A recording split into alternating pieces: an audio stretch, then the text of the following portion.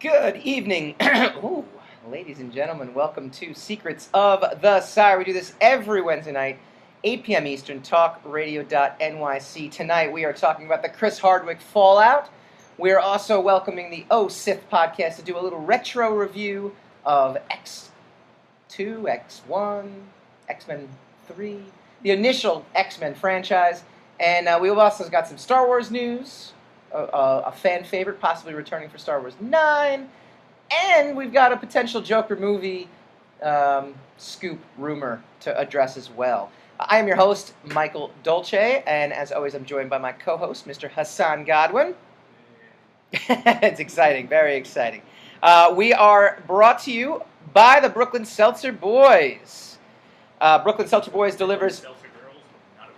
No, they are not. Old-fashioned seltzer filled by the last remaining seltzer shop in New York City, Gomberg Seltzer Works Incorporated.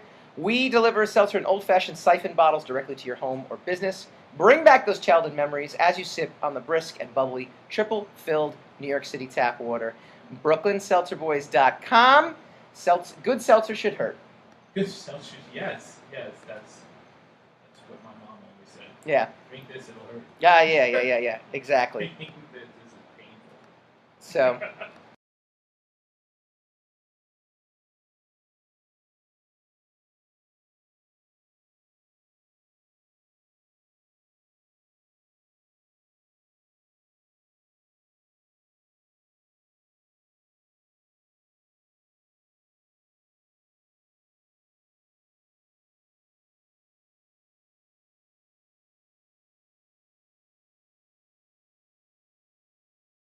ends up happening, which is great because that just makes everything easier in life, right? I don't know about that. So we want Something to thank happening makes things easier. So we want to thank we want to thank Chris Hardwick for his bad luck, so that we could have something to talk about. Being in a lousy relationship and getting out there. All right, so. Yeah. For anybody that doesn't know or hasn't heard, Chris Hardwick's in a little bit of trouble. He's now... Well, let's set the table with just in case there's uninitiated people. Who is Chris Hardwick in the first place? Chris Hardwick is the host of Talking Dead. Yes. He's of the Nerdist podcast. He's like Mr. Nerd. Nerdist, he's like Mr. Nerd. Right. Well, he's a spokesperson for all things nerdy, right? Correct. And they have him do like convention seminars and. Correct. Those kind of things. Correct. He's hosting. He's hosting a panel on at San Diego. The voice of. He was hosting a panel at San Diego. He's done numerous panels San Diego Comic Con. He's been and this is like 10 years, like a decade. He's been a solid. Yeah, he has built his entire career on nerd culture. Right. Okay. Whether or not he's a genuine nerd. Remains to be seen. Remains to be seen. But that being said, he looks like one. He's done a good job. He's convinced the stereotype. us. He's convinced us. We've listened to him. He fits the stereotype. Right, but now he's in a little bit of trouble. So, for anybody who did not know, a geek culture avatar has been has seen swift blowback after actress and former Nerdist host... Geek culture avatar. Yeah, you like that, right? It's not bad. This is courtesy of Yahoo News. Okay. Chloe Dykstra posting a damning online essay late Thursday accusing her ex-boyfriend of sexual assault, controlling behavior, and career sabotage. His own? Definitely his own. That's obviously worked. Though Hardwick on Friday vehemently denied the sexual assault, he mostly sidestepped the other claims beyond saying, "I'm devastated to read she is now accusing me of conduct that did not occur." Major companies, however, have been very quick to respond, and once the train gets rolling, Nerdist Industries, the podcast-based digital media empire, was quick to distance itself from its creator. The company has removed all reference to Mr. Hardwick, even as the original founder of Nerdist, pending further investigation. Like, we've moved on, man. We're past it. We don't affiliate with his type anymore. On Saturday, AMC pulled Talking with Chris Hardwick from its schedule one day before the second season premiere was set to air, with guest Donald Glover. I imagine the Talking Dead will have a Talking new Dead host. was merely said Talking Dead will not be seen tonight. That was what came after that. But because we're still doing it for Fear the Walking Dead. Yeah. Okay. Comic-Con. Hardwick, who has been a mainstay at San Diego Comic-Con and other fan events for more than a decade, has decided to step aside from moderating for this year's. Yeah, that's very gracious of him in lieu of in all that's been going wrong. NBC Wonderful. What a guy. also announced it would assess its ties to Hardwick, who was expected to begin shooting the third season of the primetime game show The Wall. Yeah, in other words, we're going to hold out and see how bad this gets, and if it gets any worse, we're going to get rid of him. Yeah. Okay. Yeah. Fair enough, So, fair enough. in what she described, okay, for anybody who didn't realize that he set rules apparently in this relationship. Mm-hmm. She wasn't allowed to have other male friends according to these rules. There were many nights that she did not want to have sex. This is the sexual assault part of it, where he would constantly remind her the last relationship he was in ended because there was not enough sex, and so she felt obligated to have sex with him regardless of whether or not she wanted to or not.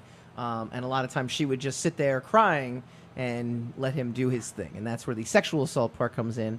The rest of it is, I guess, I don't want to say open to interpretation. What rules are and aren't. I don't know how he enforces rules or doesn't enforce rules. Yeah. A point of knowledge, she did in fact cheat on him. She did in fact then want to get back together with him. They found text messages recently. TMZ just released text messages that says she desperately wanted to get back together with him. And he said, no, because you cheated on me. I can't do that. And then there's rumors that he blackballed her after the relationship was over, saying don't work with her because of everything that happened. Now, Well, what does that got to do with her job? well, it means that she basically wasn't able to get a job because of him after the case. I know, that's what I'm saying. But if she cheated on him in a personal Yes. relationship, what does Yes. that got to do with why would he blackball her in her job, in her livelihood? Maybe So that kind of makes it all. maybe revenge. Yeah, that See, levels it all out, then, doesn't it? And now she goes on and does the essay, right? Like, when I read this essay, or I didn't actually read the essay because that would be like a lot of work and stuff. I don't want to You do didn't that. read it, No. so, yeah, I okay. read the quote. I read the Cliff Notes. I got you. I'm a student of the '90s. Yeah, I listened to it. I went on YouTube and let them You did? tell Okay. me. Yeah, Yeah. 'cause I don't read. Reading is. They say it's fundamental, We but I can't are even. I don't even know what dumbing down- fundamental we are means. the so. true example of dumbing down of society, and we're embracing it with open arms. I don't really embrace it. I fight it, but I don't really study to be above it. I'm perfect for the society. I'm mad about it, but I haven't done anything right, but to you fix can't it. actually do anything about it. I got what are you. you I gonna got do? you. That takes work. Why know? would you do that? When Yeah. you could just be snarky. But here's the thing. So, didn't it feel like just a big revenge porn kind of thing? Like, did it not kind of come across as that? And yet now it's being hashtagged in the MeToo movement. Okay, here's the problem. Here's the problem in general. Yeah. With all this stuff. Yeah. And we've had back and forth about these, and you do a devil's advocate on it, which is good because you got to look at it from all sides. You don't have to, but I like No, to. you should. You really do. You do have to. We don't as a society. No, we don't do it. Well, we should. We do have to. Yeah. We just we're not going to do that. We're going to have a sandwich. So, because that's what we believe in, as I've said before. Harassment is like very difficult to prove. Right. But harassment, psychological warfare, psychological damage is a real thing. It's just not tangible. It's not like a beating. Sure. Where you have evidence that I've been, Right. I was assaulted. Right. I was like, you fell down some stairs. yeah, it's Right. like, we could tell. You don't look good, Right. So, what tends to happen is that whoever's got the most friends wins a battle of harassment. Okay. Right? Yeah. All my friends say I didn't do it, so I didn't do it. Right. And the other person's like, well, it was just she and I, or it was just he and I. Sure. So I don't really have proof, but it was done, and I did feel real bad, and I did try to cut my wrist or jump out a window, or I did. Sure. And I did fall into a depression, and I did lose my job. That's real. We can't prove that it's real. Right. What's happening in society now is that people are kind of fed up with a dog whistle, with the people sidestepping things and saying, well, that didn't really, you don't have any proof that happened. And so, therefore it didn't happen. That's been going on for centuries, People Right. have been doing things.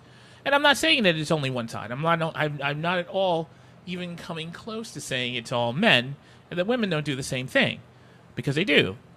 But I suppose the Me Too thing, the Don't call it the Me Too thing. You'll whatever. You're a man. It's the Me Too thing. How dare you? How dare you, sir? Well, you're the one making it bad now because I could have just gotten right past that, but you're pointing a finger at it. Well, I'm trying to deflect. See how that works. I don't know what you would call it a movement. It was like whatever it is with the phenomenon of it. Yeah. Is based on we believe the unbelievable, right? We believe you. Yeah. Because we've been through it. Yeah. So the entire notion of it is we know that this kind of abuse exists. You have to prove that you didn't do it because 9 times out of 10, if something like this happens, it's probably you did do it. Let me ask you a question on that note. I'm not defending it. I'm trying to define it. No, on that question, right? Have you ever been in a bad relationship? Yeah. Have you ever been in a relationship where the other party, you don't even know what you're doing to them? And again, I'm not saying because on the other point of it is, and we kind of talked about this before, not a lot of people are defending Chris Hardwick. So kind of makes me feel like that's the other this thing. guy's a bad guy, probably, and there's some stuff on Twitter from people who were saying like, "Oh, look, an a-hole got accused of being an a-hole." Yeah, so. And so far, with the exception of Aziz Ansari, who everyone generally thinks is a very nice individual, and he was able to get you. But you see, this is the other thing that I'm talking about. Yeah, Weinstein and all these other people never had any character witnesses. Right. Cosby, all these other guys. Never had people like you would think, like if you were falsely accused, like you yourself were falsely accused by some random person, someone was working with you. Sam would fire me though. Huh? That's the problem, right? Sam would fire me. Sam would say, you can't be on this radio station anymore. Not necessarily. You're bringing your yeah. I'm saying not necessarily. If you were falsely accused, you have a wife, you have friends, you have girlfriends. No, don't tell my wife that. Look, you love the that joke one. has to be good. That's all I'm saying. It was very good. I got at least 3 other laughs. These idiots don't. They laugh at anything. Stop it. We're talking about serious stuff here. Well, I know, but we're being supposed serious. To be a fun show. I know. No. I don't know what I'm talking about. I'm just pretending to be passionate about it. I have no dog in this hunt. How dare you? I'm just saying. I know. You would have character witnesses. People come. That's what Aziz had. He had people came out and said, "Well, come on, I know this guy." And So that's how he was able to kind of survive that. If you're like Weinstein, who's been treating every woman like a garbage pail, from the day I can't, and this is what Matt Damon got into a lot of trouble for doing. But I can't put Weinstein in the same category as Chris Hardwick. I can't put them in the same. Like Weinstein's a criminal. Listen, he is a criminal. Yeah, sure. I mean, but literally, if Chris Hardwick used his power, to keep someone else from getting a job because he was angry at their personal relationship, which had nothing to do. But does that even fall into Me Too, though? Does that fall into what the Me Too movement is supposed to be? Sure, it is. I don't think it is. No, it's utilizing utilizing your power over someone else. And diminishing them and their ability to do things or to go about their business, to be a normal person, to live a normal life, without you deciding their fate. We were in a band together for many years. Did you hear what I just said? I did. Okay, so you're sidestepping it for the we were soliloquy. in a band for many years. Yeah, and the music we wrote was after a bad breakup, and some of the most powerful lyrics I ever wrote came out of that breakup, right? Mm-hmm. I look back at it now, and I kind of like, wow, that was it was an emotionally charged, time in my life and things and like that. But at the end of the day, you're gonna do things that are a little like if Chris Hardwick got. So what are you saying? I'm saying that, okay, yeah, I'm mad because I just broke up with my girlfriend. I hit someone with my car. Do I not go to jail because I was mad? You hit someone with your car. Mm-hmm. Exactly. That's the big difference. And the big difference besides taking someone's livelihood away. We'll get into the debate when we get back.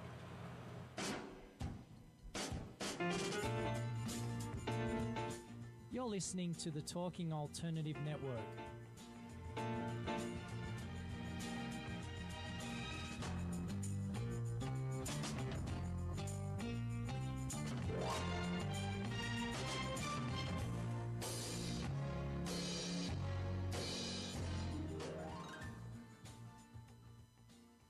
You're listening to the Talking Alternative Network. Are you stuck in a rut? Negative thoughts, feelings, and conversations got you down? Hi, I'm Noreen Sumter, the Potentiator. Tune in every Tuesday at 9 to 10 p.m. Eastern Time and listen for new ideas on my show, Beyond Potential, Live Life Your Way, on talkradio.nyc.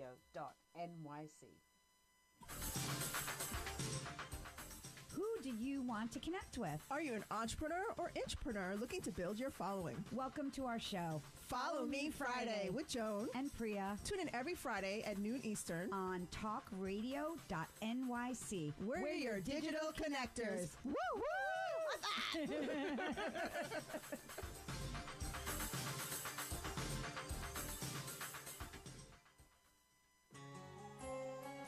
Talking Alternative Radio, 24 hours a day.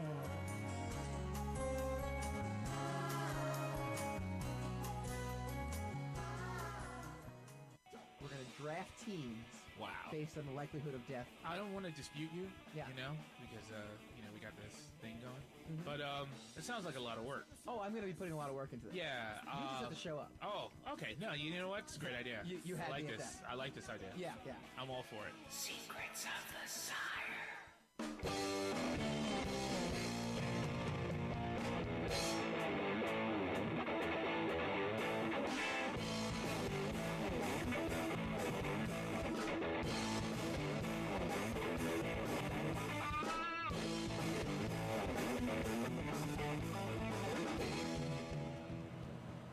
Welcome back to Secrets of the Sire. We do this every Wednesday night, 8 p.m. Eastern, talkradio.nyc, and streaming to you live, Secrets of the Sire, Facebook.com/Secrets of the Sire.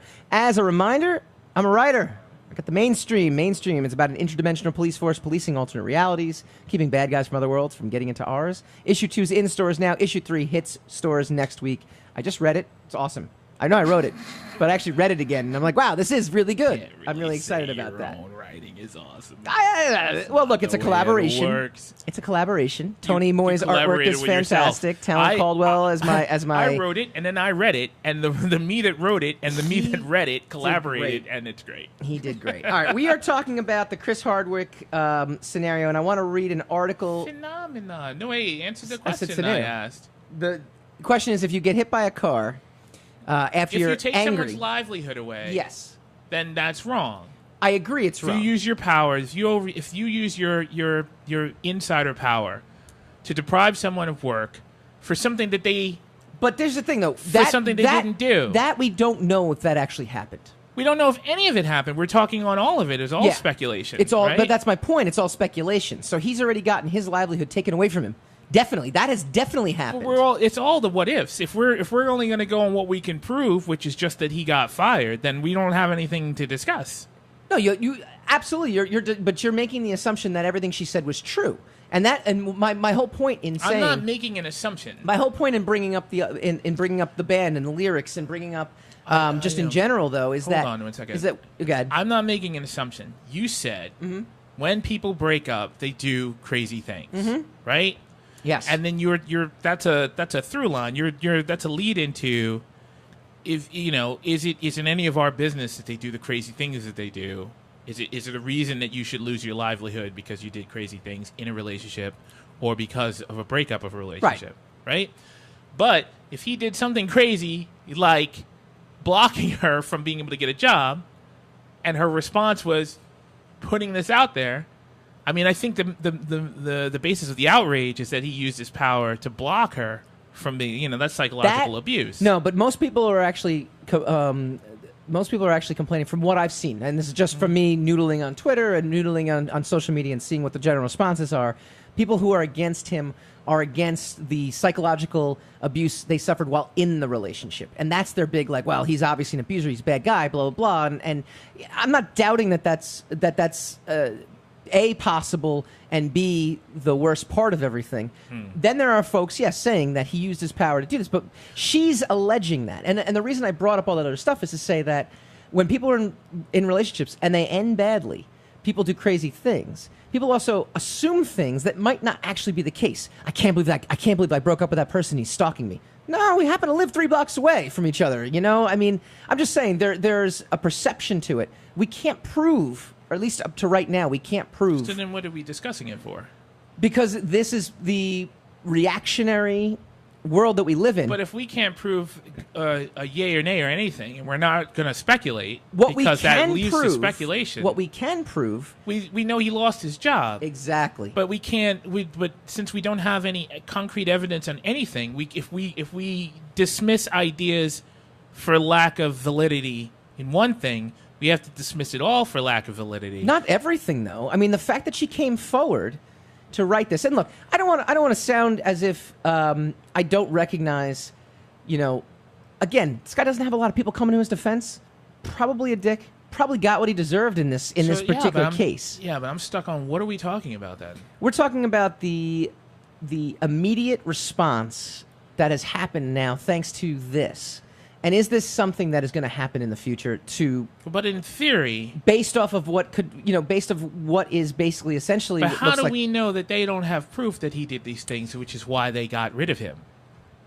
Well, actually, no, because everything they said was we're pending further investigation, so they haven't. Well, they investigated are investigating. This. Yes, they are investigating. So yes. that's what I'm saying. So, but some of the places let him go right away because people are, studios are not allowed to let people stay on. They end up catching the flack. Can you name off the top of your head a single MeToo accusation where the person did not end up getting fired, with the exception of T.J. Miller didn't get fired off Deadpool, but he ain't going to be in Deadpool 3. They've already said that, right? And T.J. Miller, his case was something that happened years and years and years ago and was actually dismissed in court, but brought back up again. And again, I've heard things about him too. I mean, we've heard things about him. He's not a good guy. Is that enough to just take someone's livelihood away? Is that enough to drive the truck into him? That's what I want. That's what I want to discuss. How can I say that? If we're dismissing lack of evidence, lack of proof, then how can I say yes or no? Because the things we do know are what the one. But you understand what I'm saying? If we're going to dismiss certain aspects of it because we don't know, right? But most of it we don't know. We only know what we're told. Yeah, but we do know the fallout that immediately happened. Is that right or wrong? We don't. Is that right or wrong? We do know the fallout, but we don't know what they know, which is why it came to that. You don't know the studio got rid of someone just out of speculation. It happened literally within hours of the posting. But we don't know how often, if we're gonna hypothesize or we're gonna do a devil's advocate, we don't know how many times they've paid someone off for prior situations. That's an excellent point. Okay, so a lot of times, especially in cases of people like Weinstein or whatever, a lot of times the studio's like, look, not only are we not going to do this anymore, we don't have to do it anymore. So yeah, we already know.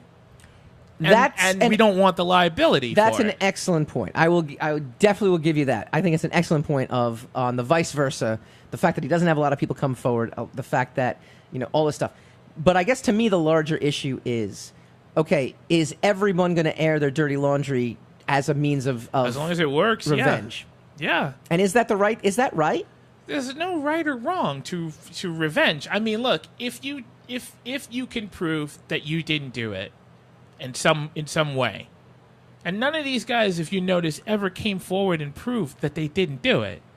Like Matt Lauer, all these people, all from all the way back that they caught. Yeah.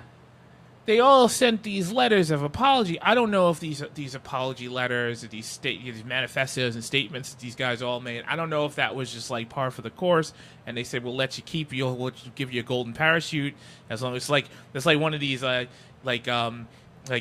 Iraqi confessions just before they cut your head off, they make you confess to a whole bunch of things you didn't do, and then they let you have your golden parachute, and then you can leave, and you can still keep a semblance of your livelihood, even though you're out of the game. I don't know if that's the case, but almost every one of these guys came back and pretty much confessed after the fact. What about Jeffrey Tambor?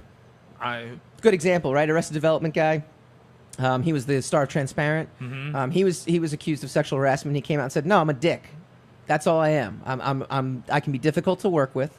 Everyone did come forward to support him, even on set of Arrested Development, he's also he got into a shouting match with Jessica Walters, fellow actress. And again, it's not sexual harassment; it is him being "quote unquote" difficult to work with. Mm-hmm.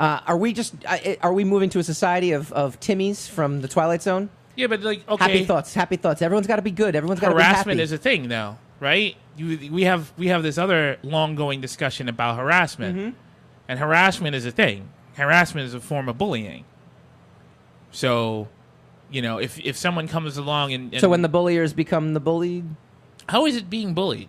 I don't know. If someone comes along and has proof of you bullying someone, or the company says we're not putting up with this harassment, we're not putting up with this behavior. Bullying in the Jeffrey Tambor case doesn't apply, though. Apparently, I mean, he got into a shouting match with Jessica Walters because of the craft of what he was working on, and that's been said by both. Now, he took it a step further, criticizing her. That's not. I mean, is that the same as bullying? I mean, are you allowed to criticize somebody? If that's his typical behavior, though, yeah. that could be one of many incidents. It could be perceived as yes. Okay. Yeah. So therefore, now it's out in the open. Right. Now your behavior is bad. Right. If this situation comes to a head between the two of you, whoever was in charge is liable for allowing it to go on for whatever reason. Yeah. Right. So they got to take steps. They got to do something about it. If you have a history of abuse, if you have a history of bad behavior, right, and people are covering it up, or people are saying like one more, like the guy Clayne Crawford from Lethal Weapon, right? They reprimanded him twice, right? And that's not sexual harassment. That's not MeToo. That's just his bad behavior, right? And people are like, I'm not putting up with this. Yeah. I don't have to put up with this. Yeah. So, I mean, that's a thing. If you get harassed, if you go on a train and someone just follows you around and it's child, you have the right to tell the police to get rid of this guy. Yeah. Get this guy away from me. It's the same in a workplace. So, yeah. It's a very fair point, and I think it's extremely a lot of people valid. have like a callous idea about harassment. Like you should just suck it up, and you should get past it. And then so that someone has the ability to act in any way they want because of remember we were saying about who their friends are. How many friends you have. It's not right. That's not if it's a provable thing that you behave. Yeah. Incorrectly on a regular basis. Yeah. Something should be done about it. All right. With that, we're going to move on to some more fun, more egregious stuff. We're going to do a little retro review with the Oh Sith podcast. We are going to review the original X-Men trilogy. That's X-Men 1, X-Men 2, X-Men 3. Does it still hold up after all these years? And for many, we got a lot of response on Facebook as to why X2 is still a great, great, great movie. When we come back. You're listening to the Talking Alternative Network.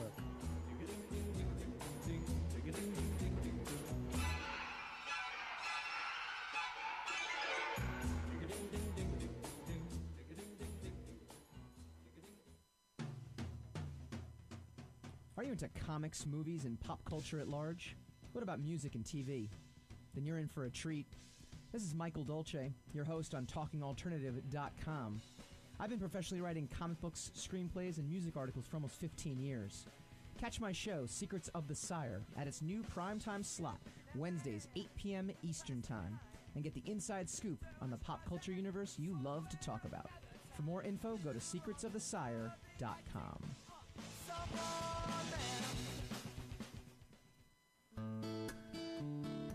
Are you feeling unhappy with your body, shape, or size? Ever feel out of control with food?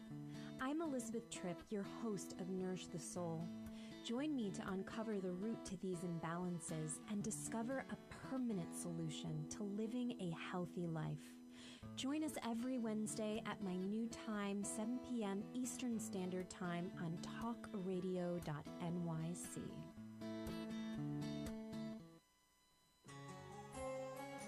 Talking Alternative Radio, 24 hours a day.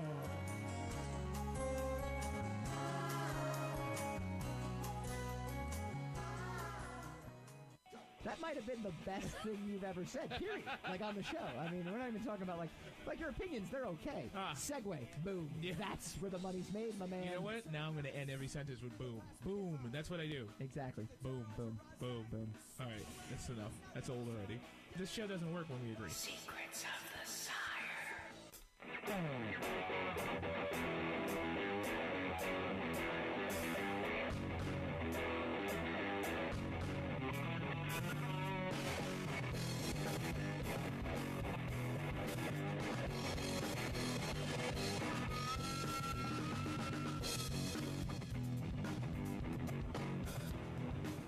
Welcome back to Secrets of the Sire. We're doing a cool crossover event tonight because it's awesome, and that's what we do here. We are welcoming the fine folks from the Oh Sith podcast. Nicholas, are you on the line? Yeah, what's up? How you guys doing? Very, very good. We're happy to have you. And who else do we have on the line? We got my co-host and my fiance, Cecily. Cecily, good to see you. Good to hear from you. Yeah, it's good. It's good to be on with you guys. I was catching that whole heated debate before. I was going in with you guys. What's your take on the Chris Hardwick scenario? Oh, man. See, I was listening to a lot of you guys' points and real interesting stuff. I mean, you forgot about Ryan Seacrest. Oh yeah. And you remember Ryan Seacrest started getting bounced from his producer credits on his own show. Remember he got bounced from American Idol. That's right.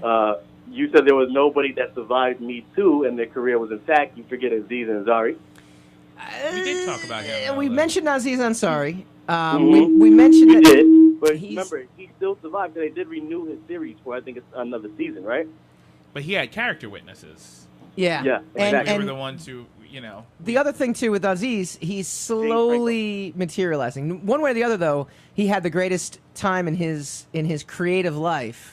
Yeah, right now? Absolutely. Brought down a notch, no question. He was supposed to be touring, trying to get more Emmys, trying to, more Golden Globes, and it got, shot down for something that that's up for debate, I would guess. The British refer to that as having a cold bucket of water thrown on your career. Yeah, I would say that's exactly what. I also was thinking about James Franco. Remember, he got... yeah. Another guy with character witnesses.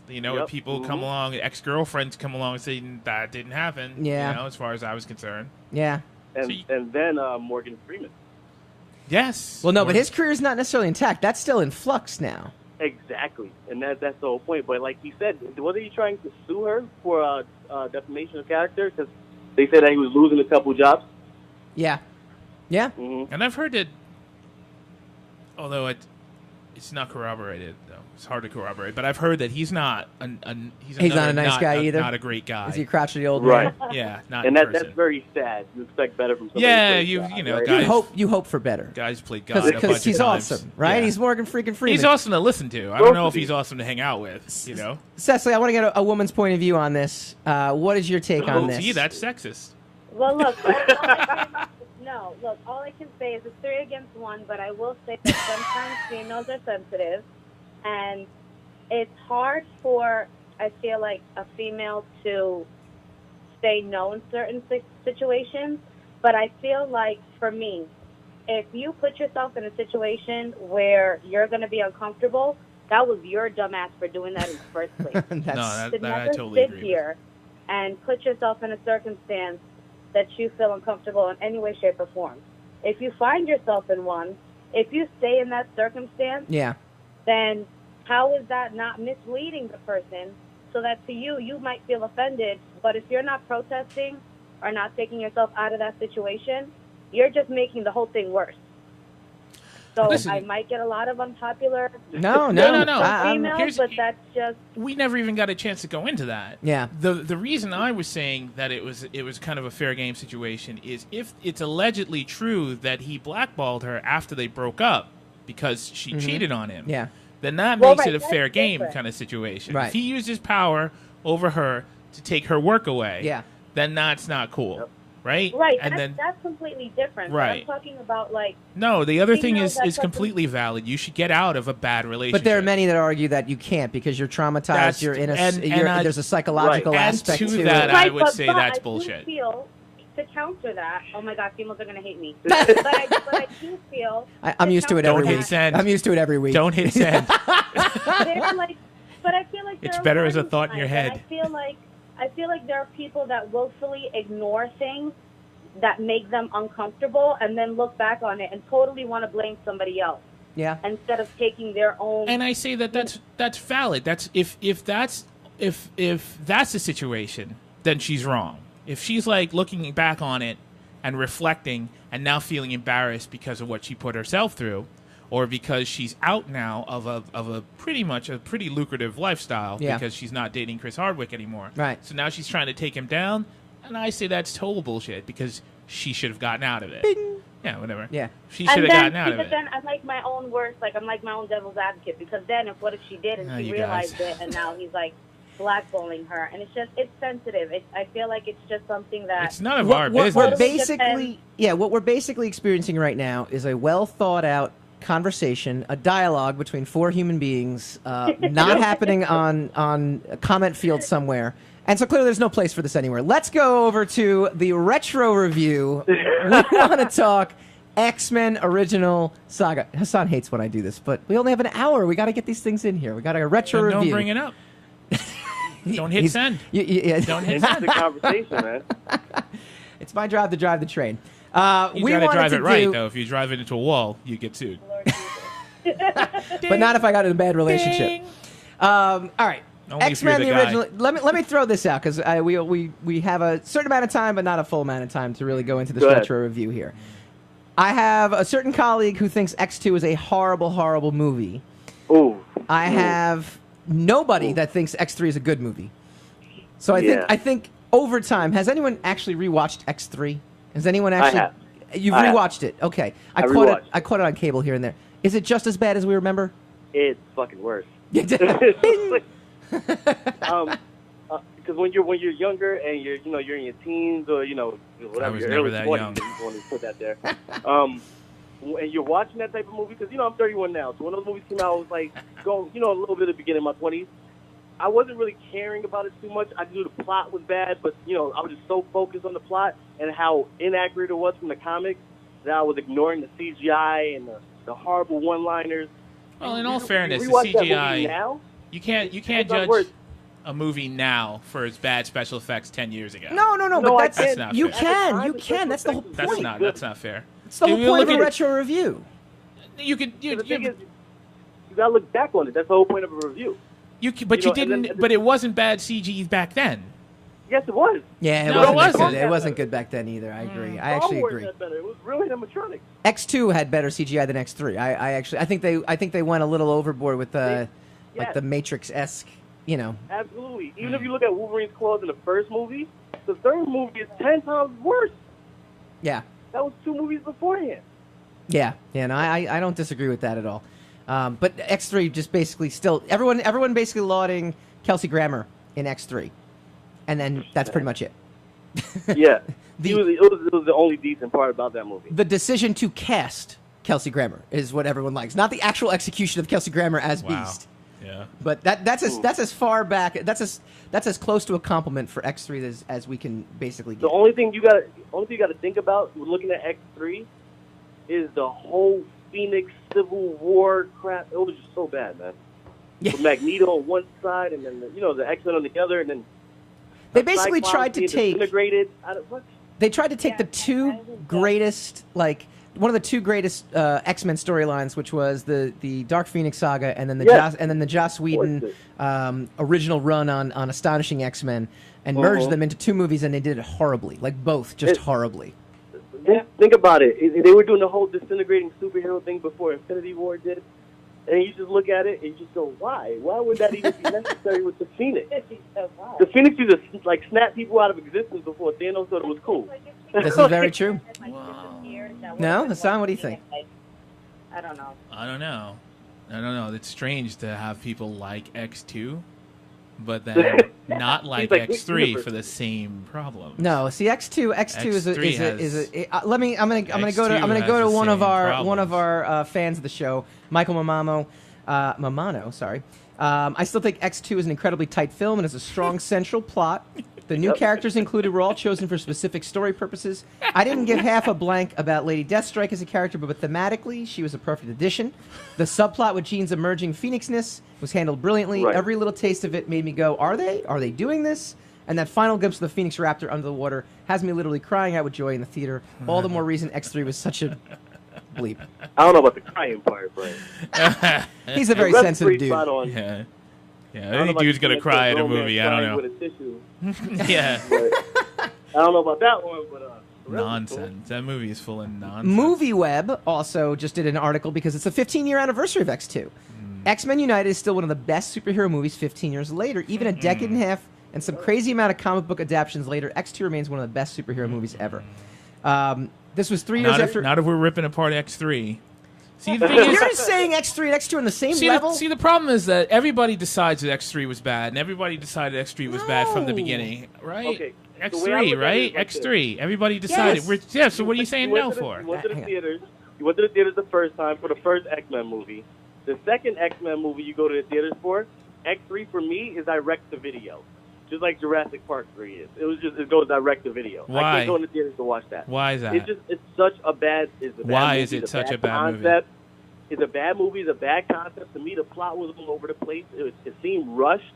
There was really no conclusion at the end. That. Like, what did it become? X-Men Evolution? Is Wolverine the leader of the team? Like, there was really no resolution. So the plot was on. The plot was tighter for X2. Yes. Yes. Absolutely. How so? X2 was one of those. Hit the plot points. You know, the intro, the climax, everything. You hit the plot points, and it's done. It's concise. It's concise. You know what I mean? It's concise. It's very concise compared to X3. Does it make sense though? Does the plot make sense for X2? Yeah, the plot makes sense. For me, yes, it does. How come it doesn't make sense for you, Sam? Well, a lot of things just don't make any sense in that film. I feel like looking back on it, I used to love X-Men when I was a kid, and so to look at, I feel like rewatching it to see what I thought was like such a great movie, and then notice the inconsistencies because of certain things. Like it just bothers me. I don't feel like generally I like those movies at all anymore. Yeah. I feel like there you go. Oh. That's the right way. That's the No, correct. I'm just saying. That's the correct way. I feel like I really We're liking the enjoy- fiance. Whoa. None of this we stuff. You're like the royal we, man. Me, myself, and I. Well, according to their Spreaker page, they're a polyamorous couple, so maybe they have room for you. Maybe. Not that kind of ride I'm looking for. Look, it doesn't make any sense. How does Nightcrawler teleport out of a plane and catch Kitty Pryde or whoever that was and teleport back into the plane? Because remember, as long as no. But at the end, how did teleport. he see her? At the end, he couldn't even get through a door. There are no windows in the Blackbird. How did he see her? Didn't he jump out first? No, he didn't. He teleported out to catch her. Teleported straight out. Yeah, how? I mean, so if he teleports it's not out, that hard to imagine the blue sky with white clouds and just go outside the plane. I mean, so it's remember he has to know what he's doing. I mean, if he's going, he's line of sight. If it works line of sight, and he can imagine, then he can imagine himself through a closed door. Yeah, but he doesn't know what's in the. He also end of didn't that see door. what was going on. No, he also didn't see what was going on in the White House. He teleported through a whole bunch of doors, and closed doors, and so men with those guns. Those aren't plot holes so much as those are total plot holes. Those are inconsistencies. Those are inconsistencies. If supposedly he couldn't do something in one point, but he could do it at the other point, and it's part of the plot that he can't do it at one. That's a plot hole. It's a rule. It's a plot hole. Really, yeah. It's a rule. It's a plot hole. I mean, okay. It leads to plot Why does holes. a telekinetic have to get out of a plane to move it with her mind, so that she could drown conveniently? Because it's Jean, and Jean is known because to do it's a lot Jean. of dumb shit. She does a lot of dumb shit, man. She does. If you read the comic, She Jean does. fucks up a hell of a Okay, lot. we're done. We're done. No. Thank you. I win. There is Thank there is a certain amount of dramatic effect that goes into any movie. Drama is not a good motivation for an action of a character. So let me ask you a question. Just because let me it ask would you a be question. dramatic. As opposed to, let's say, Princess Leia, Mary Poppinsing her way into the ship, right? Where there was an audible groan from everyone in the audience, right? And this is like not a man back into the ship, right? This is not a See, hey, I haven't read the article kind of thing yet, This is or what I I'm read saying this was about going to happen. Popular opinion, right?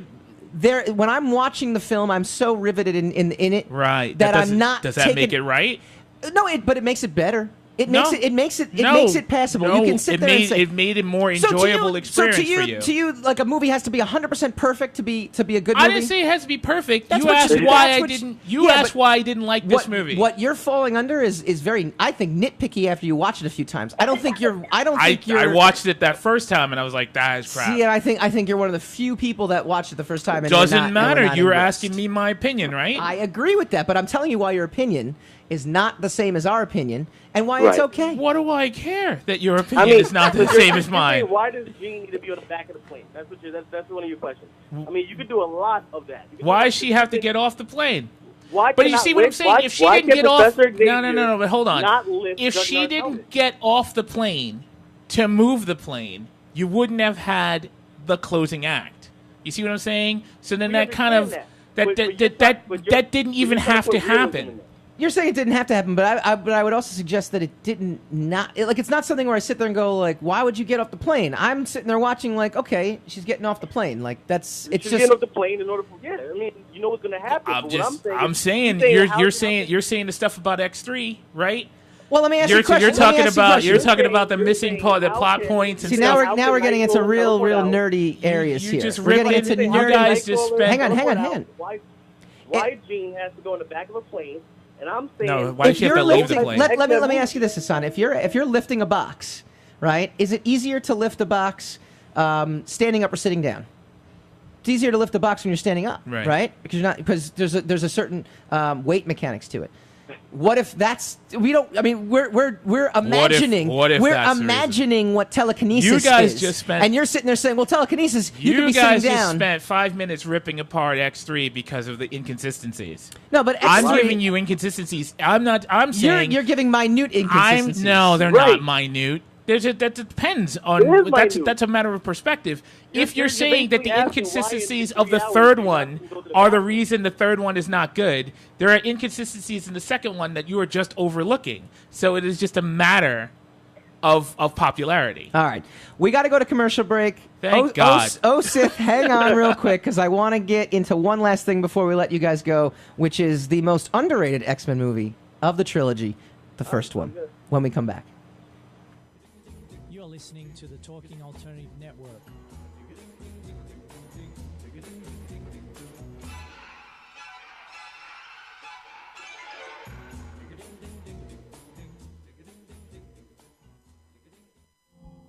Are you a conscious co-creator? Are you on a quest to raise your vibration and your consciousness?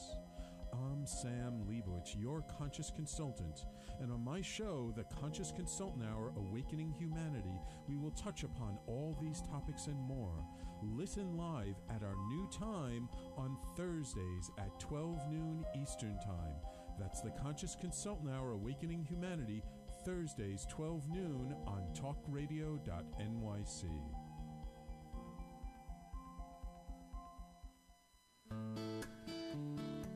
Are you feeling unhappy with your body, shape, or size? Ever feel out of control with food? I'm Elizabeth Tripp, your host of Nourish the Soul. Join me to uncover the root to these imbalances and discover a permanent solution to living a healthy life. Join us every Wednesday at my new time, 7 p.m. Eastern Standard Time on talkradio.nyc.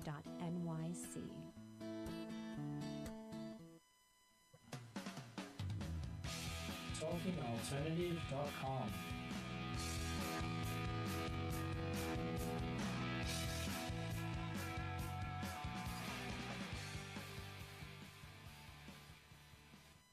You ever seen like the old men at the Starbucks? Like they have their little like. I don't go to Starbucks. Oh, I do. I work at I'm Starbucks. a man. It's fantastic, and they just have these old men club, and they just sit around and talk about the good old days. That's why I don't go into Starbucks. It's a creepy sausage fest on caffeine. Secrets of the Sire.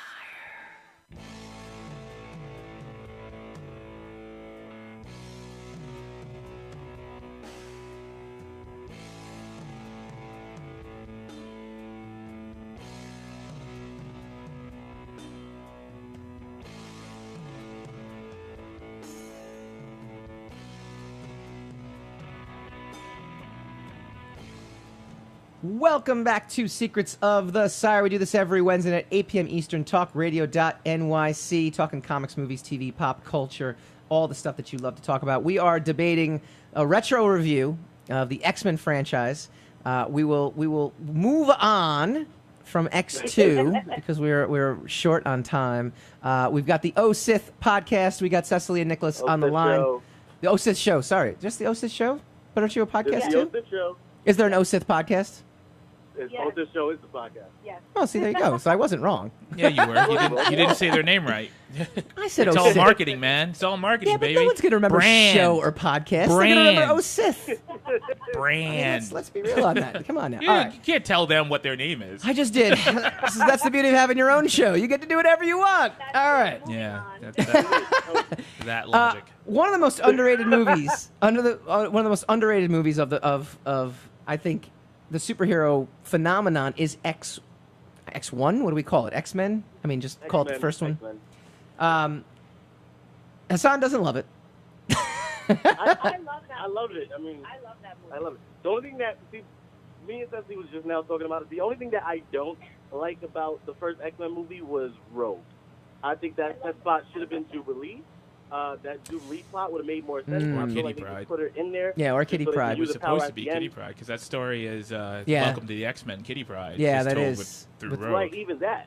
You know what I mean? That makes more sense because Rogue was never like a daughter to Logan. You know, Yeah. It was Kitty Pryde, and it was also Jubilee. Yeah, but you couldn't have had that twist of plot in the middle at the end where they find out it wasn't Wolverine that they wanted, but it was really Rogue. If we're talking about, like, if you love comics and you read the original, you are probably going to hate that first movie. Mm-hmm. Me, I grew up watching X-Men on Fox.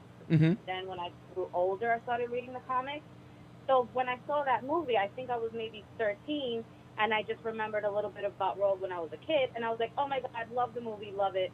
As I grew older, it doesn't make sense. Mm-hmm. Do I still love the movie because I just love Rogue as a character? Yes. Is it true to everything? Absolutely not. Well, wait. But When I you still think say it's a very good movie. when you say it doesn't make sense, Well, like it doesn't. does it make sense in the plot of the movie, or it just doesn't make sense to being true to the comic? 'Cause that's two different It things. doesn't make sense in regards to the plot of the movie because that's not who Rogue was at all. It's not that Wolverine found her and that's why she was part of the No. But that's X-Men you're and talking blah, about the blah, blah. comic That's book not then, and Hassan, you're talking about the something comic book happened. too. No, when I'm talking about X2, no, I have no. No, X-Men 1. We're talking about X-Men 1. Rogue. X2, man. What we're just saying is, well, that wasn't the Rogue that I knew from the comics, so it didn't make sense. But in the confines of the movie, it made sense. I mean, the way I look at these films is like the Ultimate Universe, right? This is a retelling, and they can mix and match and do whatever they want to do, and they did that, right? Right. Mm-hmm. So I mean, it's not like I'm sitting there going in the movie going, well, this doesn't make sense. Okay. But see, what it was for me is this: when you have Rogue as the central plot of the movie, right? And we all know Rogue for the most part. Okay, I'm not talking about her origins with Magneto and when she was in the Brotherhood or whatever. But for the most part, we know Rogue as the sassy, the southern accent, and dope, not the moody True Blood teenager. Right. For me, it was off. It didn't feel right. The whole Wolverine thing, like I said, was just very weird to me.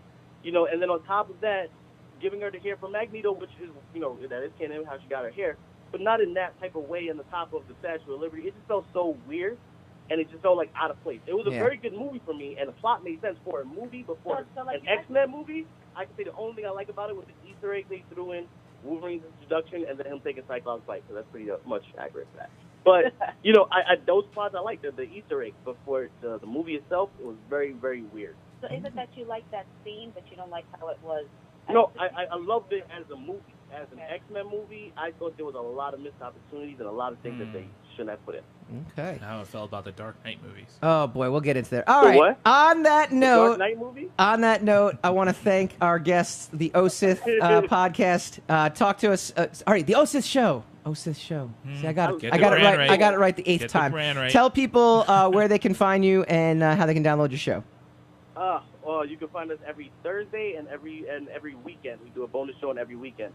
You can find us on iTunes, on the podcast app. You can find us on Stitcher Radio, iHeartRadio, Spotify, and SoundCloud. All right, we're gonna have to do that crossover as well too. So we'll jump on an episode in the coming weeks as well. All right, we do this every week, and we've got a little bit of time left. We go spinning the racks.